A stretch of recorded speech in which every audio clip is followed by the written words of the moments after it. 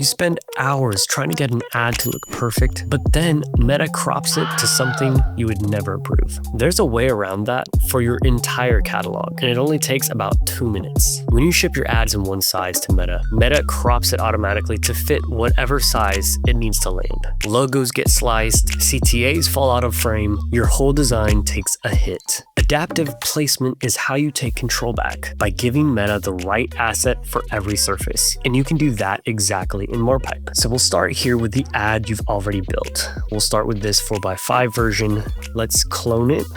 We'll switch the size selector over to 1x1 and watch most of the layout come along for the ride. From there, we just need to make some small adjustments. We can drop this highlight here down a touch. Let's lift the old price up where it reads better. Now let's do the same thing for 9x16. We'll clone it, rename, switch the size. If anything stretches on the way over, double click to snap it back to its original scale. Then let's reposition things for the vertical canvas and you're done. 3 sizes, 1 source design, and now we publish. Each size goes into the feed as its own treatment because they're separate images and they need to be assigned that way. Marpipe keeps them organized so nothing gets crossed up. Last step lives in assign ads. We'll attach each treatment to our ad and adaptive placement turns on automatically. From there, Meta serves the right size for every placement it shows. Feed, stories, reels, no more cropped logos, no more wasted impressions. Try adaptive placement in Marpipe today.